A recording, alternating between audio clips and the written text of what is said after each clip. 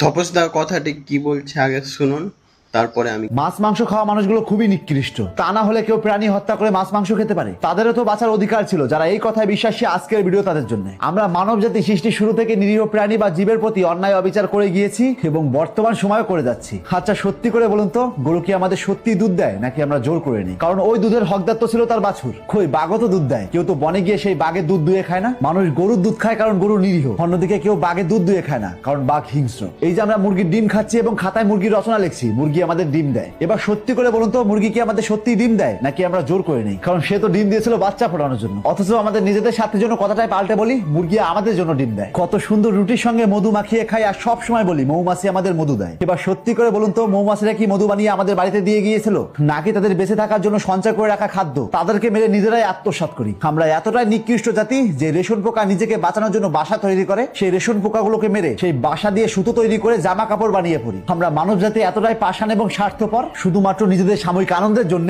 বিভিন্ন ধরনের প্রাণীদের তাদের গোষ্ঠী থেকে আলাদা করে লোহার শিকের জেলখানায় আটকে বলি এটা চিড়িয়াখানা। তো এতগুলো কথা বলার আমার একটাই কারণ, যারা বলেন আমরা প্রাণী হত্যা করে তার মাংস খাই, এটা সেই প্রাণীর প্রতি অনেক বড় অন্যায় করা হয়। তাই সবাই নন ভেজ খাবার বাদ দিয়ে ভেজ খাবার খাও। তো তাদের উদ্দেশ্যে বলতে চাই, আমরা যে গাছের ফল ছিঁড়ে খাই সেই ফল আমাদের জন্য নয়, বরং গাছের বংশ বিস্তার করার জন্য সৃষ্টি করা হয়েছিল। যে ফুল দিয়ে আমরা পুজো পার্বণ করি সেই ফুল পুজোর উদ্দেশ্য নয়, বরং ওই রং বেরঙের ফুল সৃষ্টি হয়েছিল বিভিন্ন ধরনের কীটপতঙ্গকে আকর্ষিত করে প্রজনন ঘটিয়ে সেই ফুলের গাছের বংশ বিস্তার করার জন্য। আমরা যে ধানের চালের ভাত খাই সেই ধান গাছ ধান ফলিয়েছিল শুধুমাত্র ধান গাছ বংশ বিস্তার করার জন্য, অথচ আমরা তা খাদ্য হিসেবে গ্রহণ করি। কই, মাকাল ফল তো আমরা খাদ্য হিসেবে গ্রহণ করি না। তো সবকিছুর পরিপ্রেক্ষিতে একটা কথাই বলতে চাই, যদি মানব সভ্যতা বাঁচতে হয় তবে আমাদের কিছু সংখ্যক প্রাণী বা জীবের প্রতি অন্যায় অবিচার করতেই হবে। এটা ছাড়া কোনো পথ নেই। আমরা যখন দাঁত ব্রাশ করি তখন অনেক জীবাণু মারা যায়, তখনও তো জীব হত্যা হচ্ছে। যখন মশা আমাদের কামড়ায় তাকে আমরা এক থাপ্পড়ে মারি, তার প্রতিও তো অন্যায় করা হয়। যখন আমরা রাস্তায় হাঁটাচলা করি তখন পায়ের নিচে পড়ে হাজার হাজার নিরীহ প্রাণী মারা যায়, যেমন পিঁপড়া, নানা রকমের কীটপতঙ্গ প্রভৃতি। এই যে আমরা নিজের অস্তিত্ব টিকিয়ে রাখার জন্য প্রতিনিয়ত জীব হত্যা করে তা থেকে খাবারের চাহিদা মেটাচ্ছি, এটা খাদ্য শৃঙ্খলের একটা অংশ।